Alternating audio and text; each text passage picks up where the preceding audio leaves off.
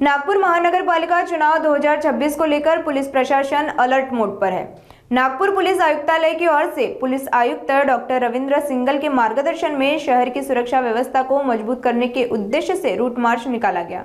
यह route march Mankapur सदर और गिट्टी खदान पुलिस थाने के अंतर्गत आने वाले इलाकों में आयोजित किया गया। बड़ी संख्या में पुलिस बल सड़कों पर उतरकर पैदल गश्त करता नजर आया। रूट मार्च का उद्देश्य जनता में सुरक्षा का भरोसा पैदा करना और असामाजिक तत्वों को सख्त संदेश देना है कि चुनाव के दौरान कानून व्यवस्था से कोई समझौता नहीं किया जाएगा। पुलिस प्रशासन ने नागरिकों से शांतिपूर्ण मतदान में सहयोग करने की अपील की है। काल माननीय पोलीस आयुक्त सर यांच्या मार्गदर्शनाखाली मानकापूर पोलीस ठाणे कार्यक्षेत्रामध्ये रूट मार्च आयोजित करण्यात आला। त्याचप्रमाणे सदर रूट मार्च पुढे गिट्टी खदान आणि सदर पोलीस स्टेशनच्या हद्दीत देखील करण्यात आलेला आहे।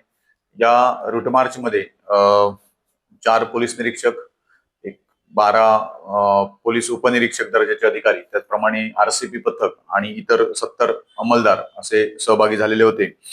सदर रूट मार्च हा आगामी महानगरपालिका निवडणूक 2026 ही शांततेत पार पाडावी आणि पोलीस हे निर्भयपणे मतदान करणाऱ्या नागरिकांच्या सोबत आहेत आणि त्याचप्रमाणे या निवडणुकीमध्ये जो कोणी अडथळा आणू इच्छित आहे किंवा जो कोणी गुंडगिरी करू इच्छित आहे तर त्याच्या विरोधात कडक कारवाई केली जाईल असा संदेश या रूट मार्चच्या माध्यमातून पोलीस यंत्रणेने सर्व नागरिकांना दिलेला आहे।